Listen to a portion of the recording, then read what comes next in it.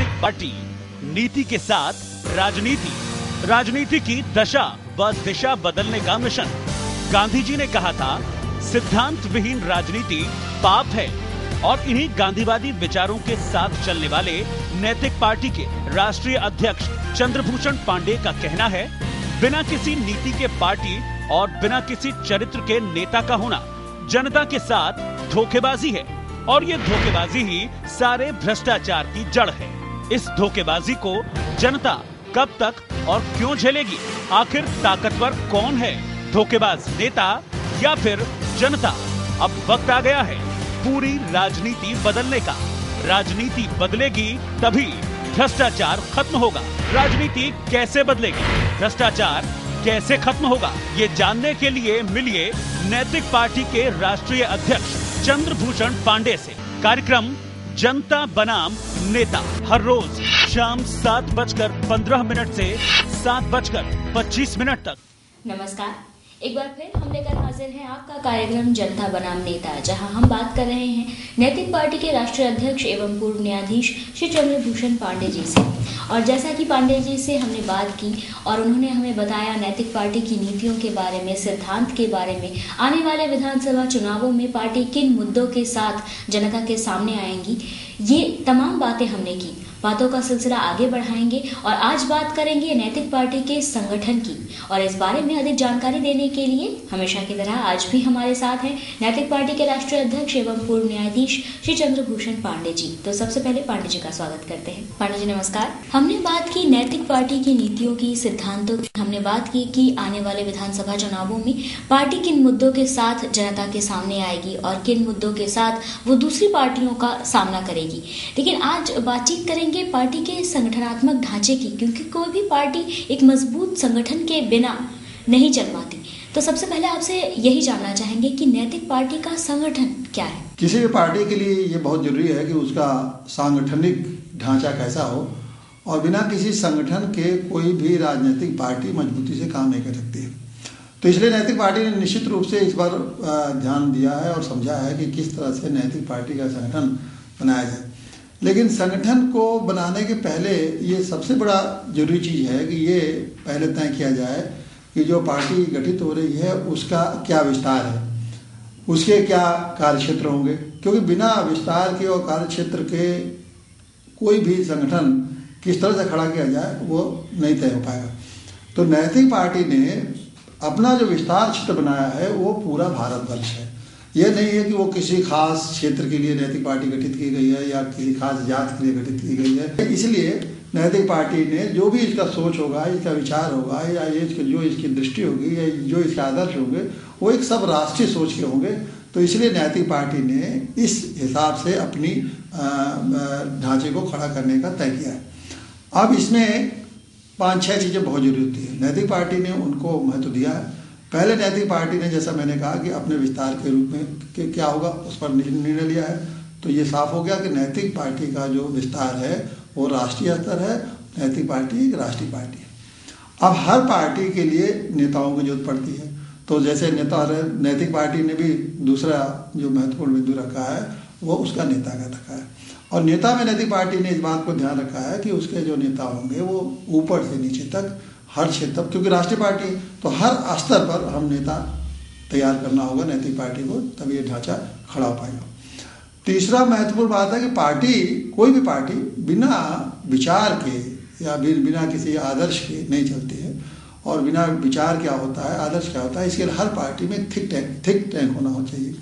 तो नैतिक पार्टी ने इस पर भी ध्यान दिया है और एक थिक टैंक अपने पार्टी का गठित किया है। बहुत से पढ़े लिखे हर वर्ग के लोग उसमें, विचारवान लोग उसमें, विचार वाले जो उसकी समिति है उसमें एक थिक टैंक के रूप में काम करते हैं।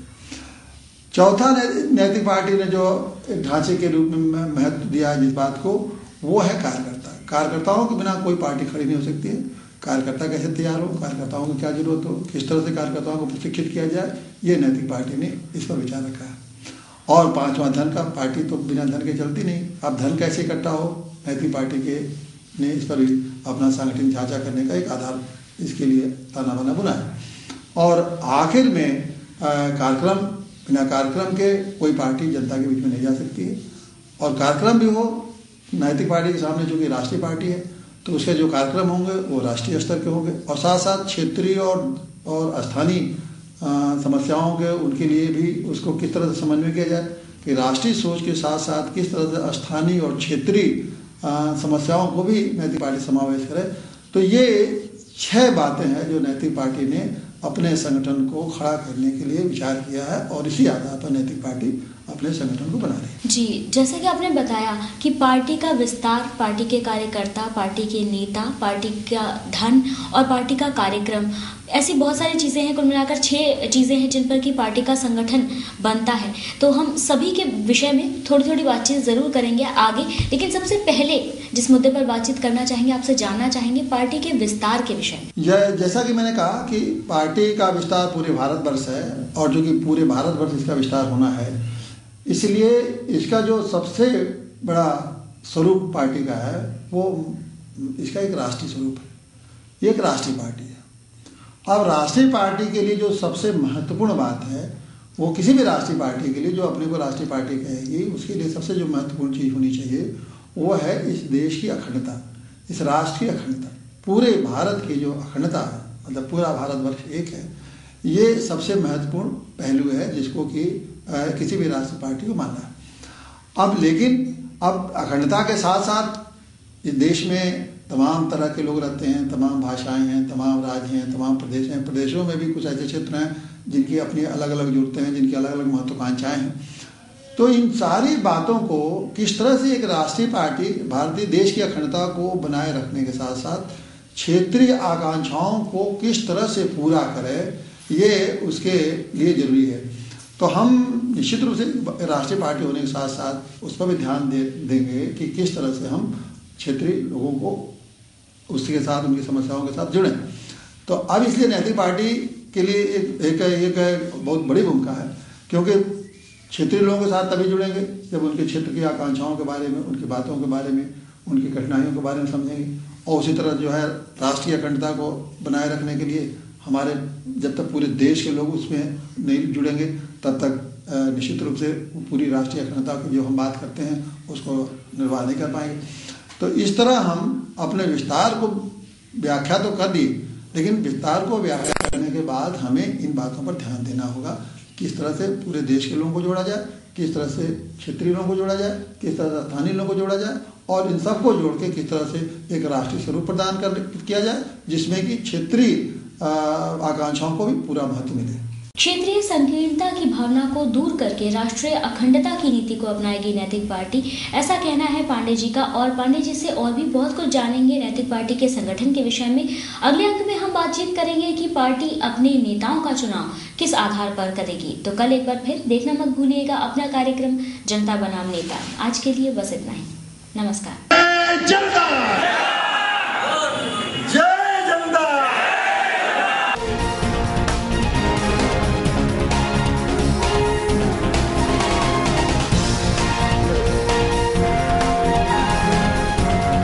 पार्टी नीति के साथ राजनीति, राजनीति की दशा व दिशा बदलने का मिशन। गांधी जी ने कहा था, सिद्धांत विहीन राजनीति पाप है। और इन्हीं गांधीवादी विचारों के साथ चलने वाले नैतिक पार्टी के राष्ट्रीय अध्यक्ष चंद्रभूषण पांडे का कहना है, बिना किसी नीति के पार्टी और बिना किसी चरित्र के नेता का होना जनता के साथ धोखेबाजी है और ये धोखेबाजी ही सारे भ्रष्टाचार की जड़ है। इस धोखेबाजी को जनता कब तक और क्यों झेलेगी? आखिर ताकतवर कौन है, धोखेबाज नेता या फिर जनता? अब वक्त आ गया है पूरी राजनीति बदलने का। राजनीति बदलेगी तभी भ्रष्टाचार खत्म होगा। राजनीति कैसे बदलेगी, भ्रष्टाचार कैसे खत्म होगा, ये जानने के लिए मिलिए नैतिक पार्टी के राष्ट्रीय अध्यक्ष चंद्रभूषण पांडे से। कार्यक्रम जनता बनाम नेता हर रोज शाम 7:15 से 7:50